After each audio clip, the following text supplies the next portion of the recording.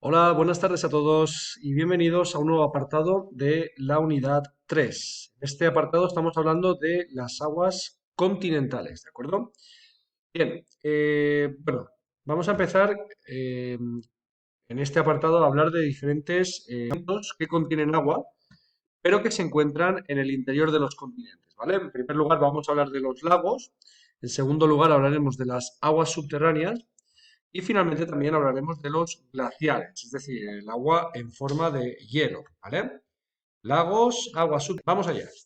Bien, en primer lugar vamos a hablar de los lagos. Los lagos son masas de agua que se acumulan de manera permanente en el interior del continente, ¿vale? Normalmente lo hacen en zonas hundidas en los cuales se suele, bueno, pues acumular agua proveniente de la lluvia o de el deshielo, etcétera, ¿vale?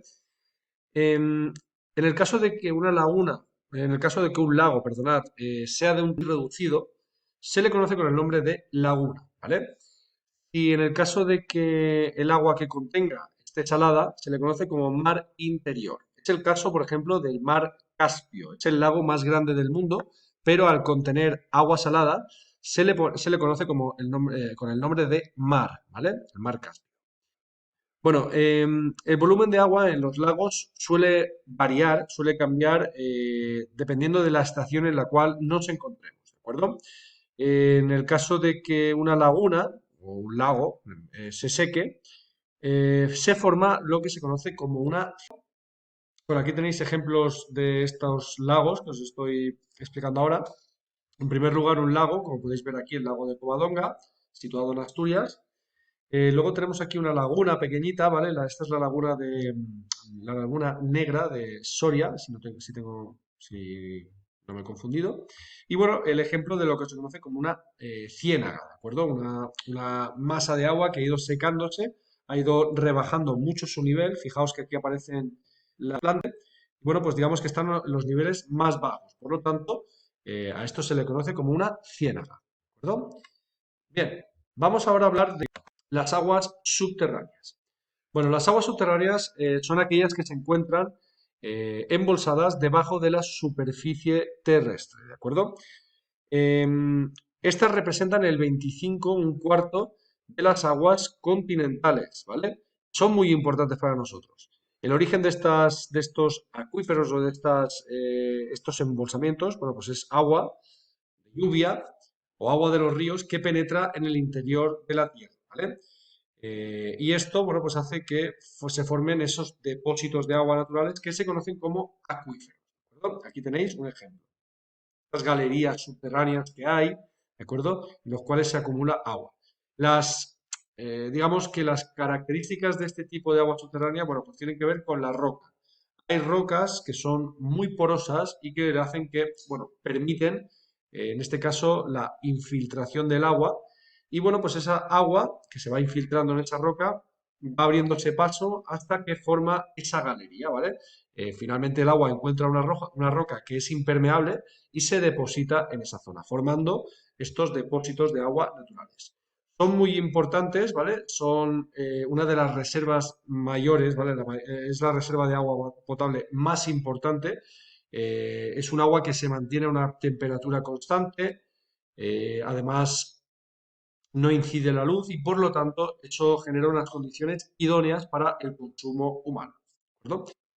En el caso de que el agua se encuentra contenida por debajo de la superficie terrestre salga a la superficie, a esto se le llama manantial. En el caso de que esa agua sea también, bueno, pues esté en una temperatura más fría, ¿vale? Como podemos ver en esta imagen. Lo que sería un manantial, ¿vale?